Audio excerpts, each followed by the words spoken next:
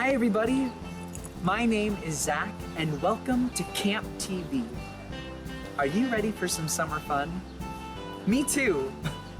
Now as your head counselor, I will be introducing you to all sorts of cool activities. Arts, crafts, games, math, and science, as well as some of my favorite books, nature, and theater. I will be here to take you from one activity to the next. So follow me on Camp TV.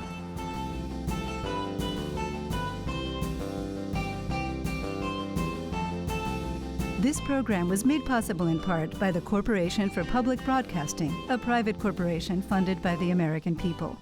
Additional funding was provided by Joan Gans Cooney. Camp TV, it's time for us to start. From furry animal encounters to summer reading and the arts. No matter what the weather, we'll explore it all together. It's a place for you and me. It's Camp TV. Let's get footloose and fancy free because today is Silly Sock Day on Camp TV. What's that? Just what it sounds like. Check out this situation. Mismatched, magnificent. Bold stripes and patterns, brilliant. Different colors, all are welcome here. You can wear some too. Feeling crafty? Check with an adult and decorate a pair however you'd like. So bring it on, or should I say, put them on. Let's slide on over and talk to the animals in Going Wild. A little birdie told me it's time to go wild. Hey everyone, and welcome to the Memphis Zoo. My name is Nikki. And I'm Bella. And we're here with our friend Julia Squeezer, the boa constrictor. Boa constrictors live in the rainforests of South America, down in the Amazon rainforest. Can you imagine what it might be like to live there? There's lots of tall trees, ferns and plants on the ground. It's really hot, it's really humid, and that's the perfect place for a boa constrictor. When they're smaller, they can climb up into the trees. And even when they're bigger, they can get around in the water, which makes them excellent for living in a rainforest. Plus, it provides them tons of opportunities to find delicious treats to eat.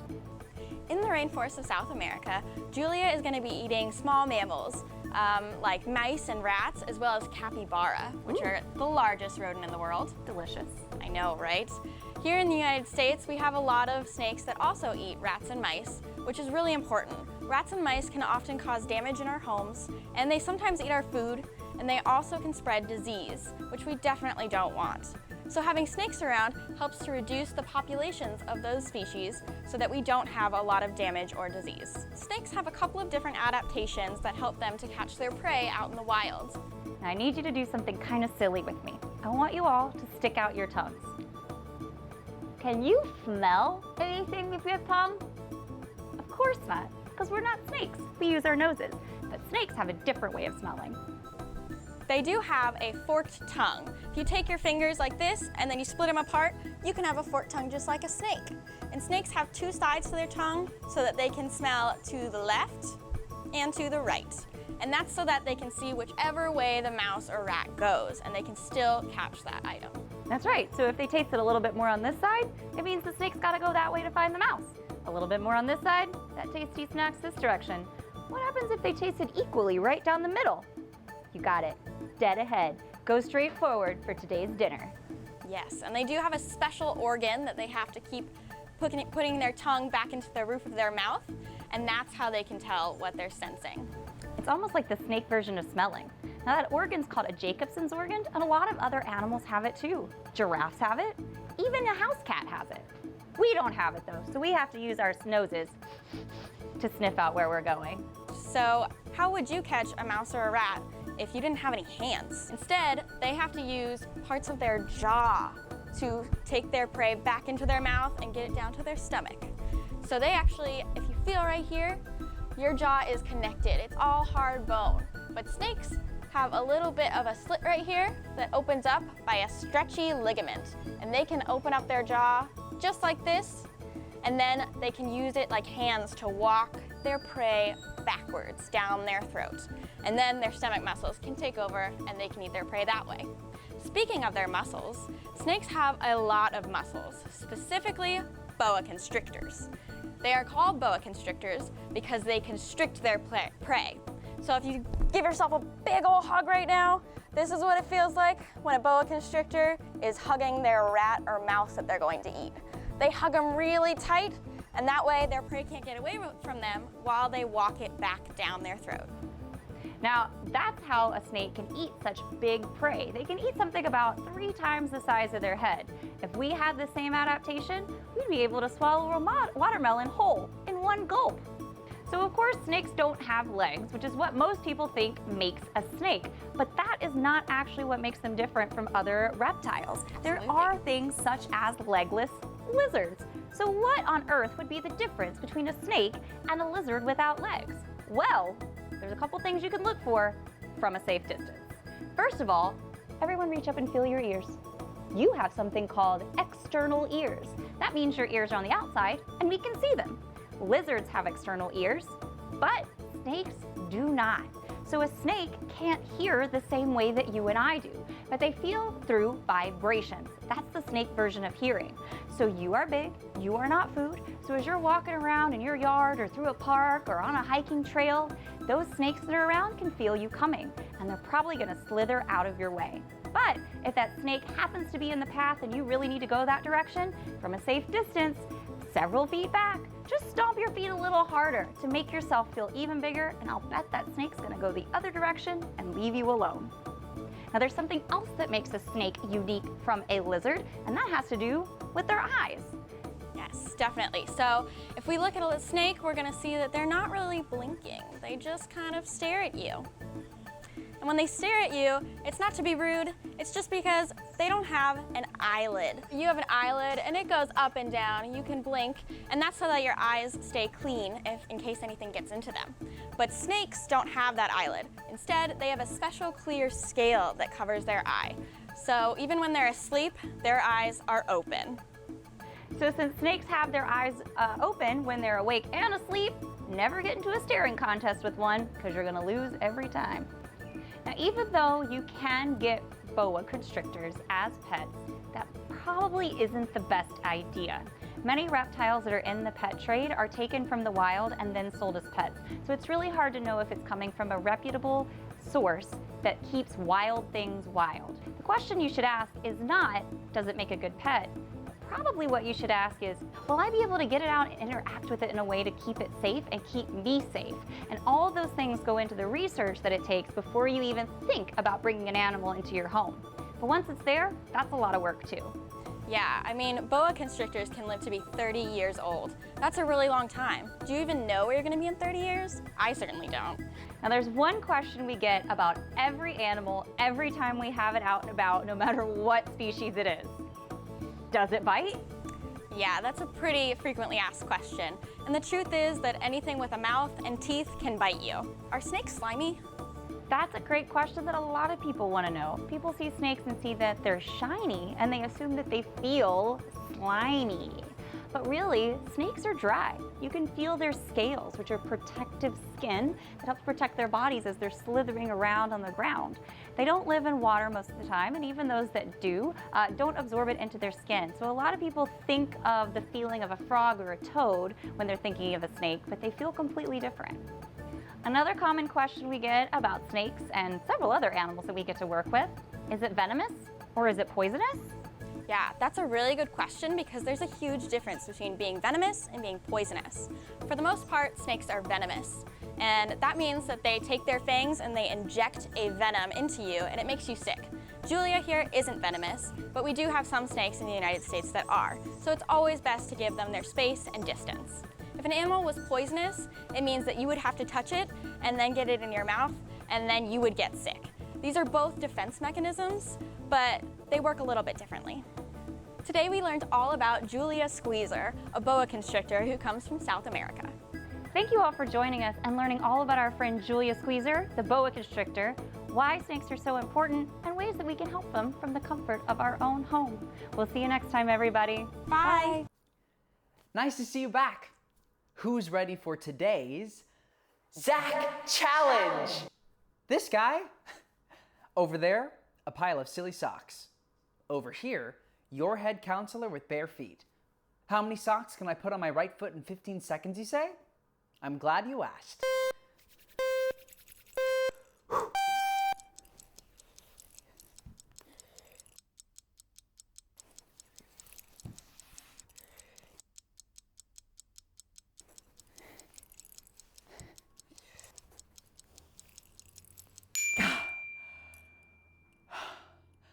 All right, let's see. I got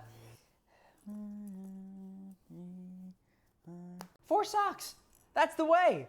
Maybe next time we'll go head to head. But for now, head over to your next activity. I guarantee it will knock your socks off. Curiosity and wonder. Let's discover together. It's Science Wow. Walk outside in the cold and you may find that your breath is now visible. But why does your breath form a cloud? Hi everybody, my name is David Henry Wrigley and I am a traveling science show presenter with the Franklin Institute, and I am very excited today to share with you a phenomenon that I've noticed since I was very young. And when you breathe out, you actually breathe out water as a vapor. Let's dive a little bit deeper. So, when we're breathing in and breathing out, there are hundreds of different chemical elements that are in our breath. But the most important thing that we're breathing in and out, if we're going to be able to see our breath, is something we can call condensation nuclei. These are hundreds or even thousands of tiny little particles that are in our breath. That might be soot or dust or cell particles, or hundreds of other volatile organic compounds that are just in the air, upon which the water in our breath can condense. Let's say you're in Antarctica. It's very cold there, but it's also got very clean air. There's no cities, no cars, there's practically no life happening there. So when you breathe out, even though it's very cold in Antarctica, you cannot see your breath. But here, back in Philadelphia, where I've got plenty of condensation nuclei, and I breathe outside into the cold air, or perhaps I breathe over a dewar of liquid nitrogen, which is resting here at about negative 320 degrees Fahrenheit, very cold. The water in my breath can condense upon those nuclei and form a cloud of my design.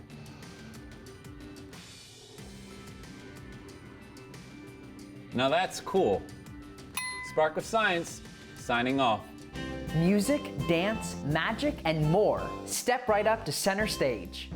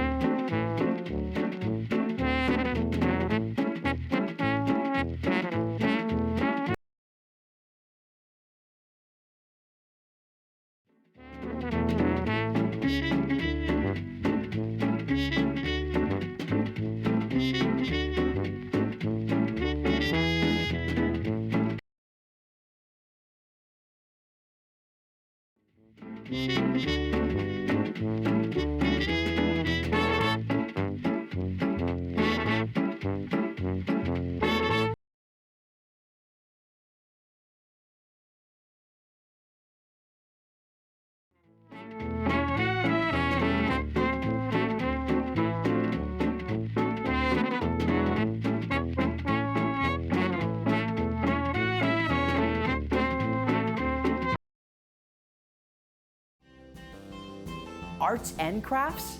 Yes, please. Let's get artsy. Hi everyone. How are you doing today? I'm doing all right. I am just really excited to make some art with all of you. My name is Kat. I am a teaching artist, and I really love to make art at home. It's one of my favorite places to make art. I also work at the Brooklyn Museum, And at the Brooklyn Museum, I find all sorts of art by other artists that helps to inspire me. Today, I really want to show you one of my favorite ways to make art, one of my favorite mediums for making art, and that is bookmaking. All you're going to need for these activities are 2 sheets of paper, scissors, glue or double-sided tape, some newspaper,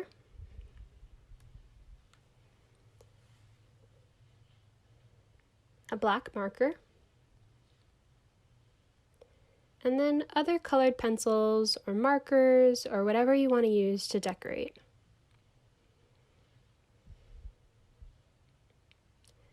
I really like to make books because I love to read and I love telling stories. We're going to make 2 types of books today. Start by folding one of your pieces of paper in half like this. I call this hot dog style. After you've folded it, unfold it and cut along the line that you just made with your fold.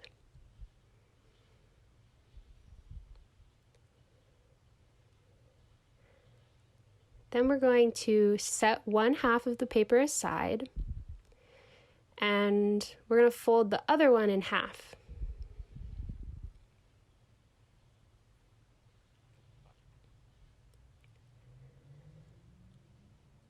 Then take one edge of your folded paper and fold it back to the first fold you made.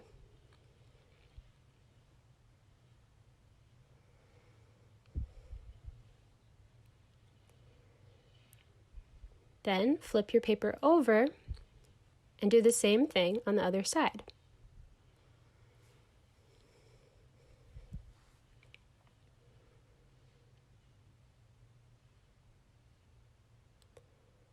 And now you can unfold your paper and you'll notice that you have a small accordion book.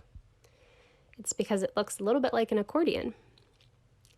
I want to make mine a little bit longer, so I'm going to take the second piece of paper and do the same thing. I'm going to fold it in half.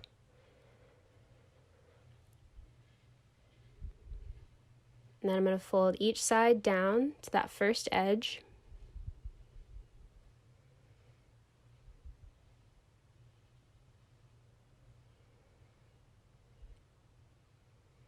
And now I have 2 small accordion books.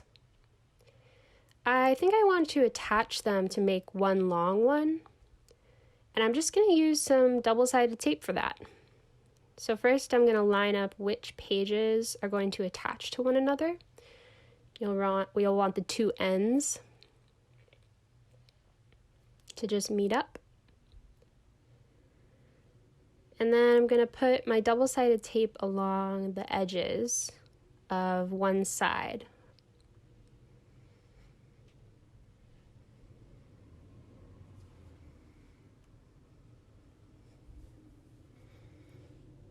And then I'll just line up the sides of my book that need to meet and bring them together.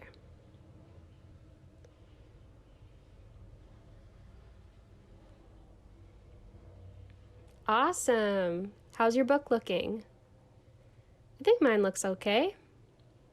Now I can add to my book and create a story. Now I want to show you another type of book that we can make with a single sheet of paper.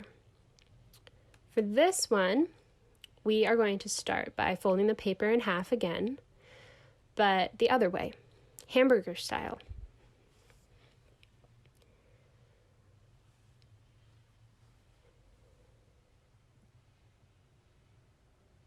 And then we're going to fold it in half again.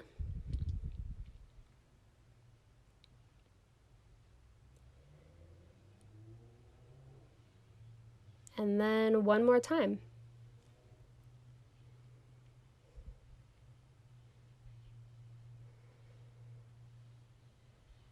And after you've done that very last fold, you can unfold it just until you have it folded in half from the first fold that you did. We're going to use our scissors now, but I want to be extra careful here. So I'm actually going to draw the line that I'm going to cut with my marker before I do it. So I'm just going to start at the bottom on the edge where the fold is and just draw right up to the middle. Then I'll use my scissors and I'm going to cut that line, following it exactly, not going too far. And once I've done that cut, I'm going to open my piece of paper and you'll see that I have a little hole in it now. So I'm going to fold that paper in half, hot dog style now, and then I'm going to squish open the hole and then squish it closed and fold my pages over to create my little book. Did you get it? I'm sure you got it. And now we have 2 books to create some stories. I know sometimes it's hard to come up with stories on your own. That's why with our 2 books now, I have an activity that can help you create a story using some words that have already been written. This is where our newspaper comes in. You're going to take your newspaper and just cut out a section of text from one of the articles. It doesn't matter what it says. It just has to have words, and make sure it's the same size as one of your book pages. Now you can choose which page of your book you want to put your newspaper, and then you're just going to glue or tape your newspaper down on that page.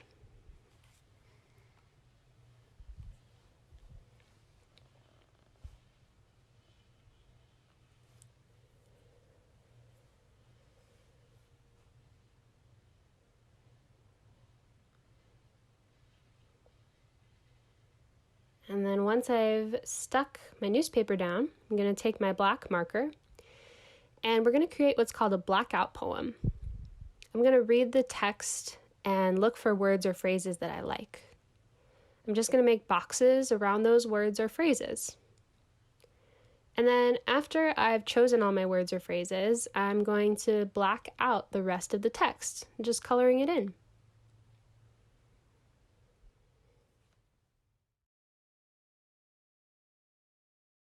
All right, now we have our little poems. Did you make yours? I hope you did. Mine says, home knows when the machines...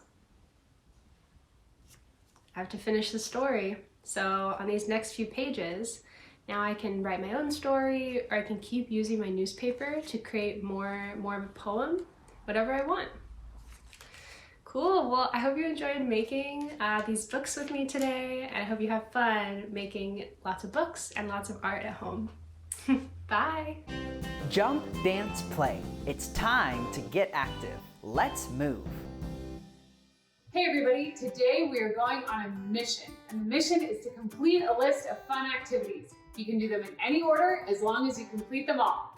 So this is your mission, show me that you can do it. First, we're going to start with getting down on the floor and up 3 times.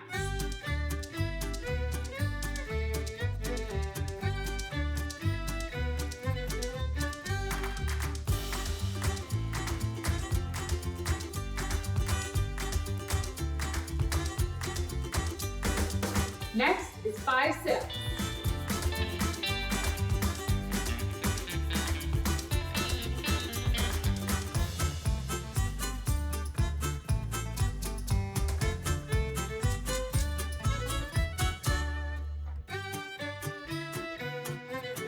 Now, sit on a couch and get up 5 times.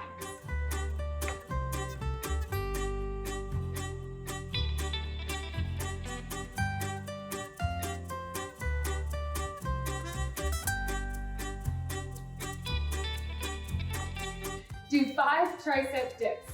You can use a couch, a stool, or a chair.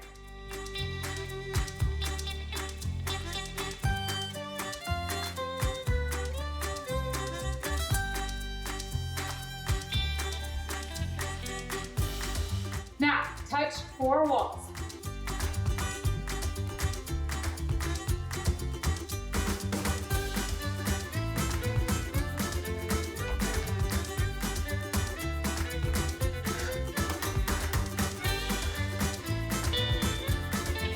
And last one, do 10 lunges.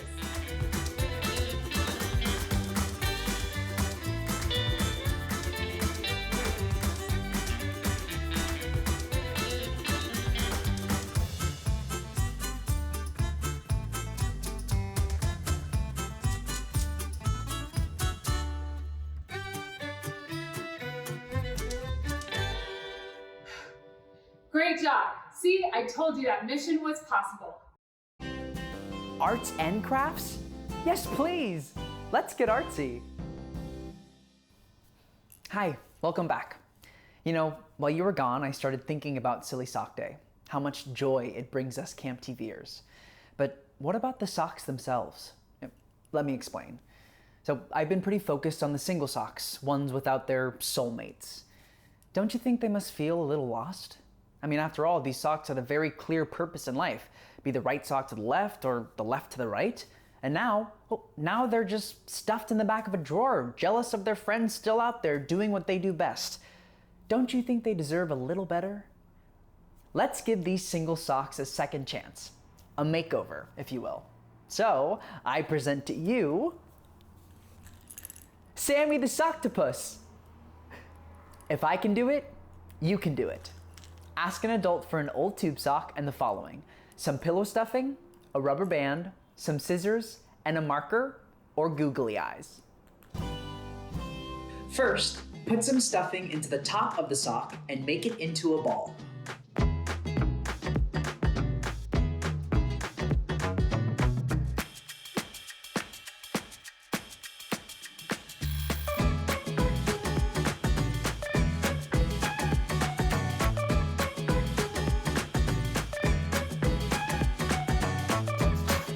Next, take a string and tie the top closed.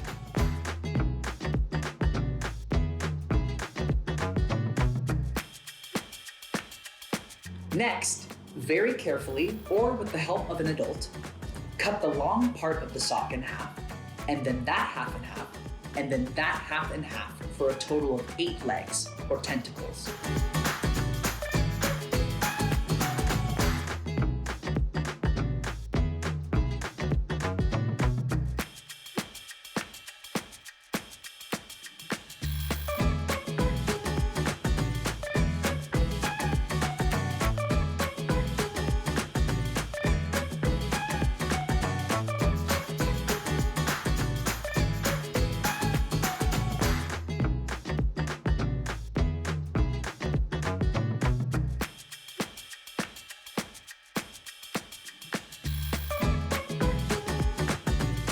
So now we have 4 tentacles. We have to cut it in half one more time.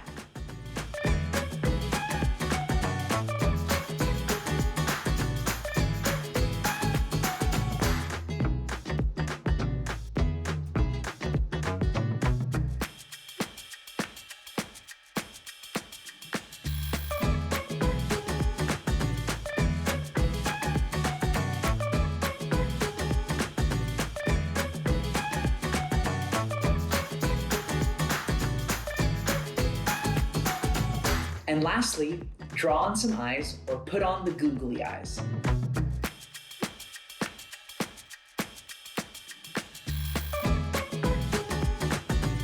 And bam, your very own Socktopus. Who's ready for a field trip? My name is Arvelyn Hill. I'm the coordinator of family programs at the Everett Children's Adventure Garden, and we miss all of our families at the Children's Garden, and I hope that you are all cozy at home and I have a fun activity for you to do while you're at home with your family. So one thing that I love to do an experiment is called a regrow garden. It's where you take food scraps that you no longer are eating and you can grow new plants with them. So I have a couple of different vegetables with me, and I'm going to show you how to regrow them in water to make even more plants at home. The first one we have is a green onion, and you'll see at the bottom here there are roots already growing. So if you use your hand, you can use a little butter knife, and when you're chopping the onion, this is the part that you'll eat, but this part, if you save and you place in water, In a few weeks, you'll start to see the new plant regrow. Another vegetable that you can do is a red onion as well too. This one, I already cut all of the other parts of the onion that I'm gonna eat, and then you see at the bottom, there are roots. So you're gonna find another water container, any dish can do, and you wanna submerge it so that only the bottom of the onion is in water, because that's the part that's gonna grow roots, and the rest is gonna pop in at the top right here. We also have basil. I love this one. If you look down, we have a stem. And so you can eat different basil leaves, but save the top, because we're also gonna put this one in water. And then in a few weeks, it'll also start to grow roots. And then lastly, actually not lastly, second to lastly, we have a pineapple. I already cut up my pineapple and I've been snacking on it all day, but I saved the top. And guess what? We're gonna also put this in water, and then it's gonna start to grow even more so you can grow a new pineapple. And then lastly now, I have a red pepper. And this one we're not gonna put in water, but if you see right here, these are all pepper seeds. So I'm just gonna take a few, and I have a little pot with some soil, and I'm gonna make a hole, and I'm gonna place the seeds in there, and I'm gonna put them, all of these things, into a sunny window in my home. And I want you to do the same thing with vegetables that you have, and keep track of them and look for those roots. And in a few weeks, you'll start to see certain things grow. The only thing you need to remember to do is every few days change the water so that the water doesn't start to get smelly. You want to have fresh water for your plants every day. You change the water and you spray them, and it's like an experiment. We're gonna grow new plants together at home. Thanks everyone. I just wanted to do a quick video to give you an update on my regrow garden video. I filmed that video about 2 months ago, and I just wanted to show you some of the plants from that video and how they're doing now. So the first one I want to show is the green onion, or the scallions. I've been keeping them in water since that last video, and they've regrown. I cut them about once a week, and within a few days they start to grow really fast. They're starting to get really big now, so I'll probably want to cut them soon, but I would say this one has been the fastest growing of all of the plants, and you just see really quick results. The other one is the pepper seeds from the red pepper that I had in the video. I put the seeds in soil, and within a few weeks they started to sprout, and I transplanted them into these bigger pots. And I'm gonna keep them in these pots probably for a little bit longer until they get a little bit bigger, until I eventually decide to put them in my garden. So thank you so much for watching. I hope you're also enjoying growing food scraps at home as well too. Have a great day. Jump, dance, play. It's time to get active. Let's move. What's up, everybody, and welcome to Play at Home with Playworks. I am Janelle Matthews, and I'm one of the program managers here in sunny Southern California. The name of the game that we're going to be playing today is called What Is It That I Do? That's the name of the game. Everybody say, what is it that I do? Oh, I can't hear you. Let's try it again. Say, what is it that I do? So this game is all about commands. I'm going to give you some commands, and then you're going to do whatever it is that I asked you to do. Game is very, very simple, okay? I'm going to give you 5 commands during this game. How many commands am I going to give you? How many commands? Awesome, awesome. So let's start with the first command. The first command, you're going to hear me say, wash your hands. What am I going to say? I'm going to say, wash your hands. Say it one more time for me. Good job. Y'all are killing it. When you hear me say, wash your hands, you're going to go, wash, wash, wash your hands. Wash, wash, wash your hands. Wash, wash, wash your hands. Y'all think y'all got that? If you got it, say, oh yeah. Awesome, awesome. Here we go. Let's try it out. Wash your hands. wash, wash, wash your hands. I see y'all out there. Wash, wash your hands. Good job, good job. Pat yourself on the back and say, good job, me. Pat yourself on the other side and say, good job, me. Good job, good job. Y'all are doing an excellent job. The next one, the next command is number 2. Everybody say number 2. Awesome. Number 2 is sweep the floor. So when you hear me say sweep the floor, you're gonna go, I'm sweeping, I'm sweeping, I'm sweeping, I'm sweeping. You think you got it? Let's try it. Sweep the floor. Oh, y'all looking good out there. Good job. Good job, everybody. So that's number 2. Number 3 is the command where I'm going to say, what do you say? Okay. When I say, what do you say? You're going to say, please and thank you. Please and thank you. Please and thank you. Thumbs up if you got it. All right, so number 1 is what? You got it. Wash, wash, wash your hands. Wash, wash, wash your hands. Good job. Number 2 is sweep the floor. I'm sweeping, I'm sweeping, I'm sweeping, I'm sweeping. Good job. And number 3 is, what do you say? Please and thank you. Please and thank you. Y'all are killing it right now. Y'all are doing such a good job. So I think I can give you the 4th one now. I think I can give you the 4th one because you did so good with the other 3, okay? So here we go. Number 4 is bumpity bump bump. And you say, excuse me. Bumpity bump bump. Excuse me. So anytime you hear me say bumpity bump bump, you're going to say, excuse me. Okay? Here we go. Bumpity bump bump. Bumpity bump bump. Y'all are killing it right now. Y'all are killing it. That's number 4. I'm going to give you the last one. And you know why I'm going to give you the last one? Because I know that all of you have been doing your homework and your memory is really sharp right now and you're ready to go, okay? So number 5 is read a book.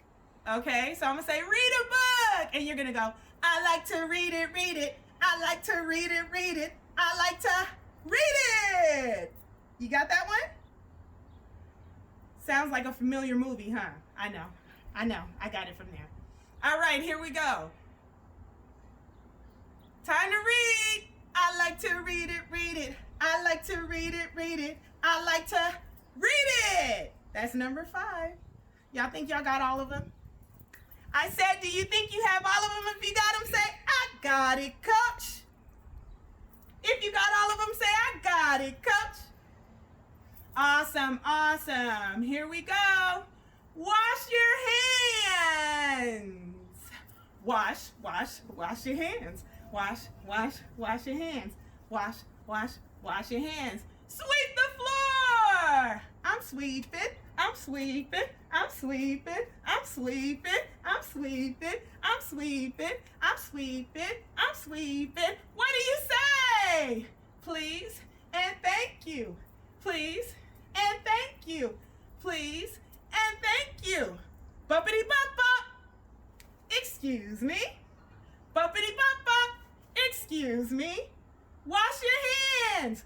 Wash, wash, wash your hands. Wash, wash, wash your hands. Wash, wash, wash your hands. Sweep the floor. I'm sweeping. I'm sweeping. I'm sweeping. Good job. Time to read. I like to read it, read it. I like to read it, read it. I like to read it.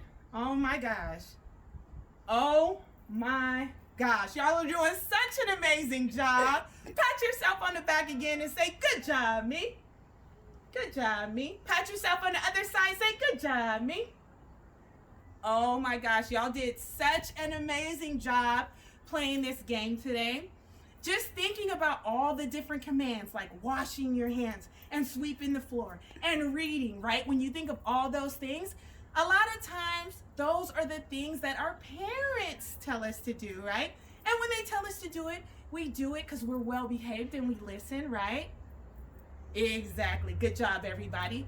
But sometimes there's not always going to be somebody looking.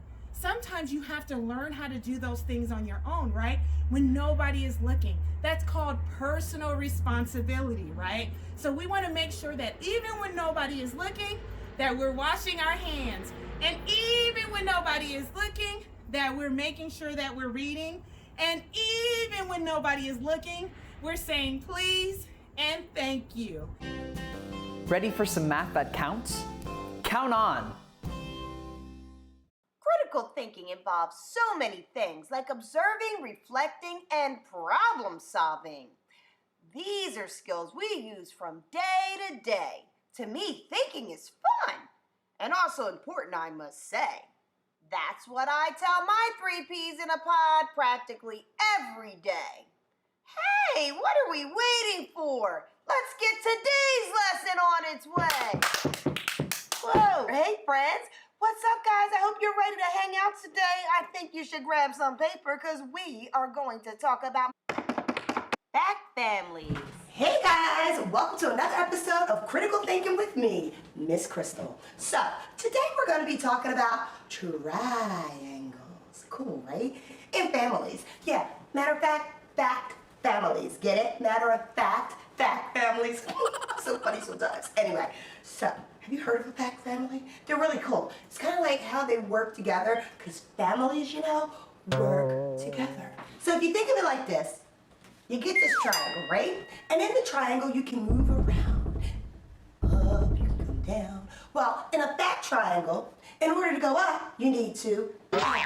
In order to come down, you're going to need to subtract. You get it? Addition and subtraction, they work together, but they're opposites. Get it? Cool. I know you already know that. So let's use some basic numbers as an example. Let's deal with like 3 and 2. Let's find their sum.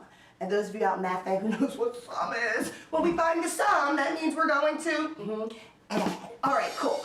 If we're adding, the number's going to go up. So if we're going up, that means we gotta start down low. So they're actually sitting in the bottom of the triangle. They're going to add to make what? Exactly, 5. That's the missing piece in this triangle. So 3, 2, and 5 actually make a fact family working together. Now watch what happens in this triangle. We can do 3 plus 2 makes 5. We can go 2 plus 3 makes 5. That's how we're going to be able to add the 2 different ways. But how can we come down? How can we use that subtraction? Well, we would start at the top. 5 lives up here. He's like, yo guys, the only way I come down to you is if you subtract. Because remember, subtraction makes a number go down. And in order to go down, we need to start at the top. So here we are with that number 5. He's the big guy sitting up there. 5 minus 2 equals 3. What's another way we can come down? 5 minus 3 equals 2. Okay? Cool. All right, so how can I use this triangle to help me in other problems with maybe not so simple basic numbers like 3, 2, and 5? Because big numbers, believe it or not, have family members too. So here's an example of maybe a word problem that, who knows, you might get thrown. Maybe, maybe not. Who knows? My sister collects marbles, okay? And her favorite colors are blue and yellow. So she says to me, guess how many marbles I have now? And I say, I don't know, just tell me already. She goes, 79. What? You've been collecting marbles a long time. And she's just like, yep, sure have. And she's like, I have 32 blue. Guess how many yellow I have? And I'm like, well, I don't really have to guess. I can kind of do like the work and figure it out because you told me you have a total of 79 and 32 of them are blue. All right, so I started plugging in the number she gave me into the triangle. Who went where? Let's think about it. She had a total of 79. So that meant the blue and the yellow together made 79. So where does 79 live in the triangle? Oh yeah, it lives up here. Yeah, somebody said it and I heard you. All right, so where does the 32 live? Miss Crystal, did you really just ask us that? Like, you already took that spot. 32's got to live down in one of these. All right, so choose a side. Choose a side. Hurry, we'll go over here. So 32, down here, 32 blue with the, I don't know how many yellow, make the 79. All right, so I step away and I look. All right, 32 plus something makes 79. Okay, 32 plus what? I don't know. This is where I say, well, how else can I travel in that triangle to maybe get to this question mark? Well, this is where I go, well then just start at the top. 79 can come down to the question mark. Well, this is where you gotta stop and ask yourself, am I adding when I come down or am I subtracting when I come down? Somebody said, Miss Crystal, stop and think about what you just said. You're coming down. I know, right? It just feels natural to say subtract already. You're coming down, right? So 79 minus 32 will equal my question mark. So now I just have to do the math. Once I did that math, My bad. Sometimes I can get ahead of myself. Why don't you guys go ahead and set it up and do 79 minus 32, see what you come up with.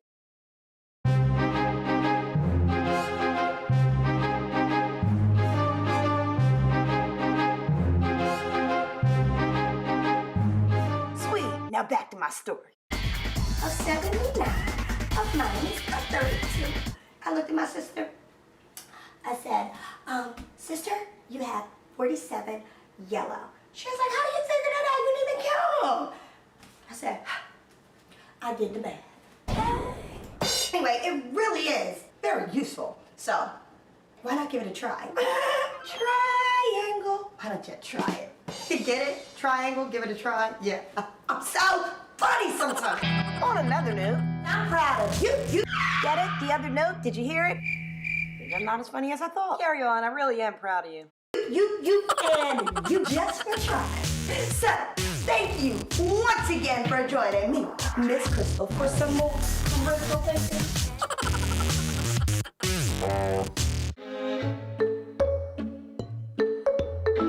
So what do you think? Up to Silly Sock Day standards?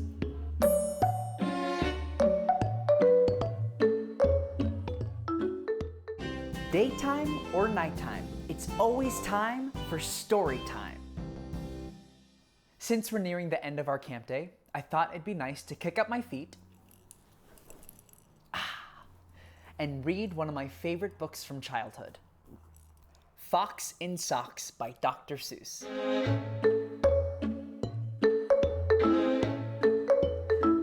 Fox, socks, box, knocks. Knocks in box, fox in socks. Knocks on fox, in socks in box. Socks on knocks, and knocks in box. Fox in socks, on box, on knocks. Chicks with bricks come, chicks with blocks come. Chicks with bricks and blocks and clocks come. Look, sir, Mr. Knox, sir. Let's do tricks with bricks and blocks, sir. Let's do tricks with chicks and clocks, sir. First, I'll make a quick trick brick stack. Then I'll make a quick trick block stack. You can make a quick trick chick stack. You can make a quick trick clock stack. And here's a new trick, Mr. Knox. Socks on chicks and chicks on fox. Fox on clocks on bricks and blocks. Bricks and blocks on knocks on box. Now we come to ticks and talks, sir. Try to say this, Mr. Knox, sir. Clocks on fox tick. Clocks on knocks talk. 6 sick bricks tick. 6 sick chicks talk. Please, sir, I don't like this trick, sir. My tongue isn't quick or slick, sir. I get all those ticks and clocks, sir, mixed up with the chicks and talks, sir. I can't do it, Mr. Fox, sir. I'm so sorry, Mr. Knox, sir. Here's an easy game to play. Here's an easy thing to say. New socks, 2 socks. Whose socks? Sue's socks. Who sews whose socks?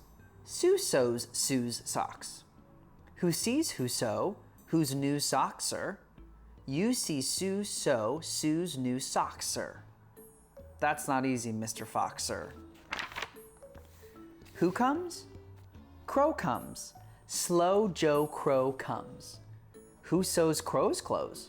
Sue sews Crow's clothes. Slow Joe Crow sews whose clothes? Sue's clothes. Sue sews socks of fox in socks now. Slow Joe Crow sews knocks in box now. Sue sews rose on Slow Joe Crow's clothes. Fox sews hose on Slow Joe Crow's nose. Hose goes, rose grows. Nose hose goes some, Crow's rose grows some. Mr. Fox, I hate this game, sir. This game makes my tongue quite lame, sir. Mr. Knox, sir, what a shame, sir. We'll find something new to do now. Here is lots of new blue goo now. New goo, blue goo, gooey gooey, blue goo, new goo, gluey gluey. Gooey goo for chewy chewing. That's what that goo goose is doing. Do you choose to chew goo too, sir? If, sir, you, sir, choose to chew, sir, with the goo goose, choose, sir, do, sir. Mr. Fox, sir, I won't do it. I can't say it. I won't chew it. Very well, sir. Step this way. We'll find another game to play. Bim comes, Ben comes. Bim brings Ben broom. Ben brings Bim broom. Ben bends Bim's broom. Bim bends Ben's broom. Bim's bends. Ben's bends. Ben's bent broom breaks. Bim's bent broom breaks. Ben's band, Bim's band, big bands, pig bands. Bim and Ben lead bands with brooms. Ben's band bangs and Bim's band booms. Pig band, boom band, big band, broom band. My poor mouth can't say that. No, sir, my poor mouth is much too slow, sir. Well then, bring your mouth this way. I'll find it something it can say. Luke Luck likes lakes. Luke's duck likes lakes. Luke Luck licks lakes. Luke's duck licks lakes. Duck takes licks in lakes Luke Luck likes. Luke Luck takes licks in lakes Duck likes. I can't blab such blibber blubber. My tongue isn't made of rubber. Mr. Knox, now come now. Come now. You don't have to be so dumb now. Try to say this, Mr. Knox, please. Through 3 cheese trees, 3 free fleas flew. While these fleas flew, Freezy breeze blew. Freezy breeze made these 3 trees freeze. Freezy trees made these trees cheese freeze. That's what made these 3 free fleas sneeze. Stop it, that's enough, sir. I can't say such silly stuff, sir. Very well then, Mr. Knox, sir. Let's have a little talk about Tweedle Beetles. What do you know about Tweedle Beetles? Well, when Tweedle Beetles fight, it's called a Tweedle Beetle battle. And when they battle in a puddle, it's a Tweedle Beetle puddle battle. And when Tweedle Beetles battle with paddles in a puddle, they call it a Tweedle Beetle puddle paddle battle. And when beetles battle beetles in a puddle paddle battle, and the beetle battle puddle is a puddle in a bottle, they call this a Tweedle Beetle bottle puddle paddle battle muddle. And when beetles fight these battles in a bottle with their paddles and the bottles on a poodle and the poodle's eating noodles, they call this a muddle puddle tweedle poodle beetle noodle bottle paddle battle. And now wait a minute, Mr. Sox Fox. When a fox is in the bottle where the Tweedle Beetles battle with their paddles in a puddle on a noodle-eating poodle, this is what they call a Tweedle Beetle noodle poodle bottled, paddled, muddled, duddled, fuddled, wuddled fox in socks, sir. Fox in socks, our game is done, sir. Thank you for a lot of fun, sir.